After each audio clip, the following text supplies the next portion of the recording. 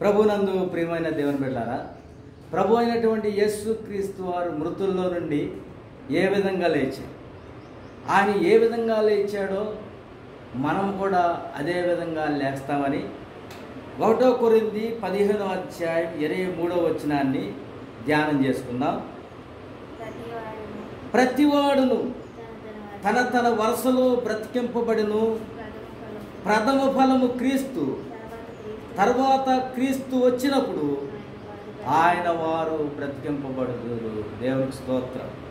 ప్రథమ ఫలము క్రీస్తు, ప్రభు అయినటువంటి యేసుక్రీస్తు వారు ఈ సర్వ ప్రపంచంలో ఆయన సజీవుడై తిరిగి లేచాడు. మృతిని జయించి, మృతిని మరణపు ముళ్ళను విరిచి ఆయన మరణాన్ని గెలిచి తిరిగి లేచాడు. ఆయన తిరిగి లేచినట్లుగా ఆయన తిరిగి లేచి ఈ భూమి మీద 40 దినాలు జీవించినట్లుగా అనేక మందికి తన భక్తులకు కనిపించినట్లుగా చూశాం. నేటి దినాల్లో కూడా ప్రభు అయినటువంటి యేసుక్రీస్తు వారు మాట్లాడే దేవుడు, ఆయన సజీవుడు, ఆయన సర్వాధికారి, ఆది సంభూతుడు అనగా ఆయన మొదటగా పుట్టినవాడు. అలాంటి ఆయన 23వ ప్రతివాడు తమ తమ వరుసలో బ్రతికింపబడును. ప్రథమ ఫలముగా క్రీస్తు మృతుల్లో నుండి లేపబడి ఉన్నాడు. ఆయన ఏ విధంగా లేచాడు? ఆయన శరీరం సమాధిలో ఉన్నది, ఆయన ఆత్మ పాతాళానికి వెళ్ళింది. పాతాళంలో 3 దినాల తర్వాత ఆయన లేచేటప్పుడు పరదేశిని మరి పైకి తీసుకొచ్చినట్టుగా చూస్తున్నాం. ఆ పరదేశులో ఉన్నటువంటి పరిశుద్ధులు ఆ మత్తయి సువార్తలో 28వ అధ్యాయంలో ఆయన లేచినప్పుడు కొన్ని ఆయన పరిశుద్ధ అందరూ కూడా ఆ వీధుల్లో తిరిగారని లేఖనం సెలవిస్తుంది. పరదేశంలో ఉన్నటువంటి పరిశుద్ధులందరూ కూడా ఈ యొక్క యెరూషలేము పట్టణానికి వచ్చి వారందరూ వీధుల్లో తిరిగారు. అనగా పరదేశిని పాతాళంలో నుండి పైకి తీసుకుని వచ్చాడు. ఆయన మొట్టమొదటిగా లేచాడు.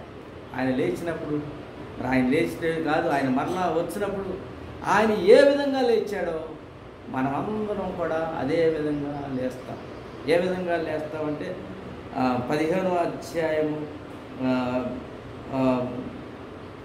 54వ వచనంలో క్షయమైపోయే ఈ శరీరము అక్షయతను ధరించుకుంటుంది, మర్త్యమైన ఈ శరీరము అమర్త్యతను ధరించుకుంటుంది.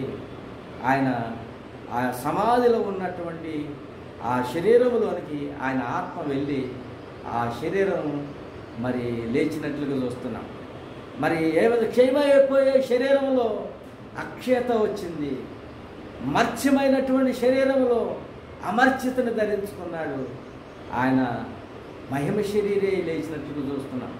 ఆయన ఏ విధంగా చేస్తాడంటే మనల్ని మన దేన శరీరాన్ని మహిమ గల శరీరానికి సమరూపము గలదానిగా చేస్తాడని ఫిలిప్పీయులకు రాసిన పత్రిక 3వ అధ్యాయము 21వ వచనంలో దేవుడు ఏ విధంగా మరి మన శరీరాలు మార్పును అంటే మరి ఉన్నపాటున రెప్పపాటున మన శరీరాలు మార్పు నొందుతాయి. ఆయన మొట్టమొదటిగా తిరిగి లేచే ప్రథమ ఫలము క్రీస్తు. ఆయన ఏ విధంగా లేచాడో తమ వరుసలో ప్రతి ఒక్కరికి వరుస ఉంటుంది.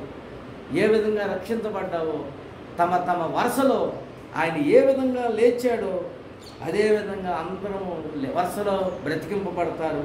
3వ అధ్యాయం 21వ వచనంలో సమస్తము తనకు లోపర్చ కొనజాలని శక్తిని బట్టి ఆయన మన దేన శరీరమును తన మహిమగల శరీరమునకు సమరూపము గల దానిగా మార్చును.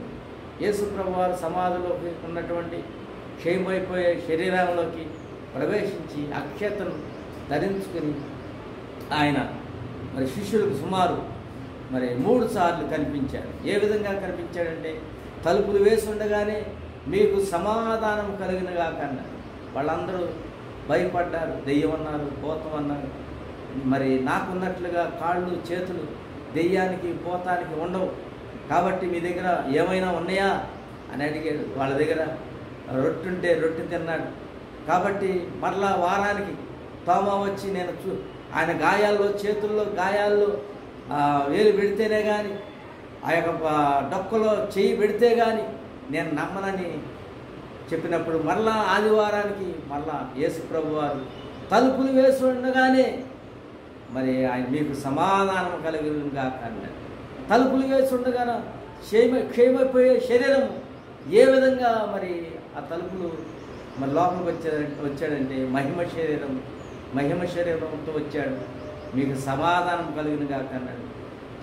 తోమా దగ్గరగా అన్నాడు, చేతుల్లో వేలు పెట్టి చూడు, మరి యొక్క డొక్కలో చేయి పెట్టి చూడు అన్నాడు. అవిశ్వాసిగాక విశ్వాసిగా ఉండి అన్నాడు. ఆ విధంగా ప్రభునందు ప్రియమైన దేవుని బిడ్డలారా, తోమా నా దేవా నా ప్రభు అని మార్చబడ్డాడు. మళ్ళా మూడోసారి తిబిరీ సముద్రంలో యోహాను సువార్త 21వ అధ్యాయంలో ఆయన మూడోసారి శిష్యులకు ప్రత్యక్షమయ్యాడు.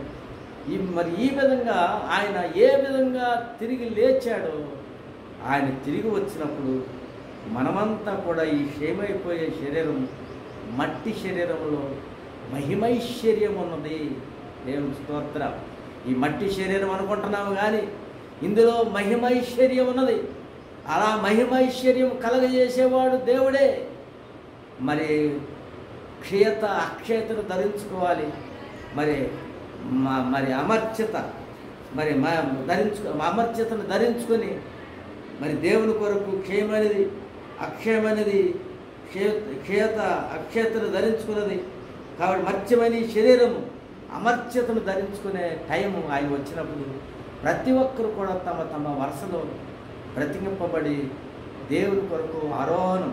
ఆయన ఏ విధంగా ఆరోహణమయ్యాడో మరి ఆయన ఒక్కడే ఆయన ఏ విధంగా ఆయన చనిపోయి తిరిగి లేవటం కానీ మృతుల్లో నుండి లేవటం కానీ శరీరాన్ని మహిమ శరీరంగా దేన శరీరాన్ని మహిమ గల శరీరానికి సమరూపముగా ఆయన ఏ విధంగా దేన శరీరం ఎందుకు దేన శరీరం ఎక్కడైంది? ఆయన సిలువలో నలకు కొట్టబడ్డాడు. మనము కూడా ఈ లోకంలో మరి మన జీవితాల్లో మరి దేన శరీరంగా మార్పు నొందాలి. యేసు ప్రభు వారి శిష్యులు 3.5 సంవత్సరాలు యేసు ప్రభు వారితో సహవాసం చేసి మరి ఎవరు యేసు అని గ్రహించలేనంతగా మరి మారిపోయినట్లుగా చూస్తున్నాం.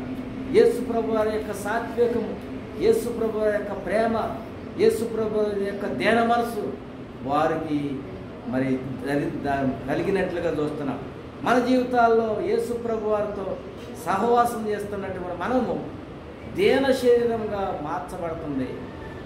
ఎవరైతే దేన శరీరంగా ఈ లోకంలో దేవుని కొరకు అనేక శ్రమలు అనుభవించిన తర్వాత దేవుని రాజ్యం ప్రవేశించుదామని మీరు ఎరగరా అని అపోస్తలుడైన పౌలు అన్నాడు. కాబట్టి ఎన్నో ఈ లోకంలో శ్రమలు ఉంటాయి కానీ ఈ యొక్క మంటి శరీరంలో మహిమైశ్వర్యం కలగాలంటే దేన శరీరంగా మార్చబడినప్పుడు దేవుడు మరి మహిమ శరీరానికి సమరూపం గలదానిగా ఆయన ప్రత్యక్షమైనప్పుడు ఆయన వచ్చినప్పుడు ఆయన ఏ విధంగా మరి తిరిగి లేచాడో మనమంతా కూడా అదే విధంగా మార్పు ఉంది. ఆ విధంగా ఆయన సన్నిధికి వెళ్తామని ఈ క్షయమైపోయే శరీరము అక్షయతను ధరించుకుంటుంది. అలా దేవుని కొరకు దేవుని రాజ్యములో మరి యుగయుగాలు దేవునితో ఉంటామని దేవుని లేఖనం సెలవిస్తుంది. దేవుడి మాటలు దీవించి ఆశీర్వదించునుగాక.